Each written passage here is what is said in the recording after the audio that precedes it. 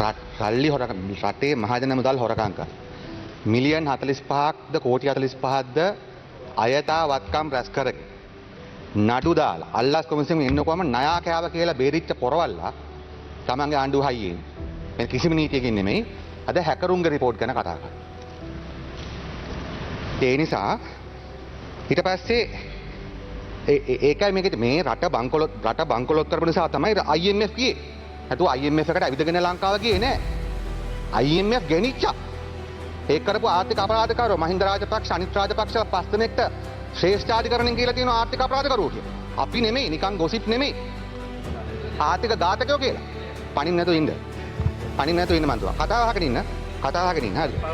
නෑ මේ කතාව අහගෙන ඉන්න. ඔයා අමාරු වැටේ අපි ඔක්කොම ආවෝ. ඒ නිසා කතාව අහගෙන ඉන්න. හරි? අහගෙන ඉන්න. ඒ නිසා මේ ආර්ථික ඝාතකයෝ අපි නෙමෙයි කියන්නේ. ශ්‍රේෂ්ඨාධිකරණය. ගරු නියෝජක කතානායකතුමනි මගේ කතාවට බාධා කරන්න එපා. හිතාමතා බාධා කරන එක තමයි කරන්න හදන්නේ. හරිද? ඒ නිසා මන්ත්‍රීතුමාලත් මරිහත් වෙනවා මම බේර ගන්නම්. කරුණාකරලා කතාව අහගන්න. මට වෙලාවක් තියෙනවනේ. ඒ නිසා අහගන්න අන්න. ඒ නිසා මේ ආර්ථික ඝාතකයෝ අපි නෙමෙයි ශ්‍රේෂ්ඨාධිකරණය කියන්නේ. අපේ ආණ්ඩුවෙන් දීපු දින්දු අපේ ආණ්ඩුව තියෙන කාලේ දීපු දින්දුකුත් නෙමෙයි. මේ අමු ආර්ථික ඝාතකයෝ ඊට වඩා මොනවද තියෙන්නේ?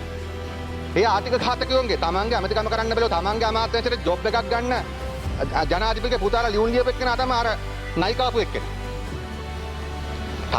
ඒ වගේ මේ වහල්ලු වගේ ඉඳලා ඒ වගේ ඒ පක්ෂෙත් පැනලා මාරු කරලා අනිත් පැත්තට පැනලා විදේශික වෙන්නේ නැති මාළකට නිසා වෙන්නේ ඒ පැත්තට. මොකක්ද දන්නව කරු කතාව? මම දැන් බැලුවා මේ සංචාරක කර්මාන්ත සම්බන්ධව මොකද්ද ලංකාවේ දැන් තියෙන තත්ත්වය කියලා. මම ඔබතුමාට කියන්න මම වෙන කතාවක් කරන්න ආවේ. දැන් මේ හීනෙන් බයලා වගේ නැගිලා කතා කරනවානේ මේ දේශපාලන තාක්කඩියෝ ලංකාවේ ආර්ථික ඝාතකයෝ. ඒ ආර්ථික ඝාතකයෝ නිසා තමයි ලංකාව IMF ගියේ. ඒ IMF එකේ අන්තිම අමාරුකම් මැද තමයි අපි මේ ඒ නියෝග ඔක්කොම අස්සෙන් තමයි ලංකාව අපි මේ ගෙනියන්නේ. ඒ ලංකාවේ වලට දාපු ආර්ථික ඝාතකයෝ අද මෙතන ඇවිල්ලා කියනවා හැකරු ගැන. මේ අමු පට්ට හොරුනේ. මම නෙමෙයි කියන්නේ ශ්‍රේෂ්ඨාධිකරණය මද්දුම් බණ්ඩාර මන්ත්‍රීතුමා ඉන්න කාලේ මම හිතන්නේ නියෝගය ආවේ මට මතක නැහැ.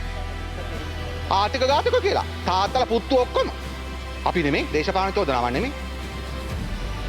ඒක දේශපාලන චෝදනාවක් නෙමෙයි කරු කතානායකතුමනි. දැන් මම දැනගන්න කැමතියි දැන් කිව්වනේ විදේශිකයෝ එන්නේ නැහැ කියලා මාළකට නිසා වෙන්නේ. නැත්තම් ලංකාවේ මේ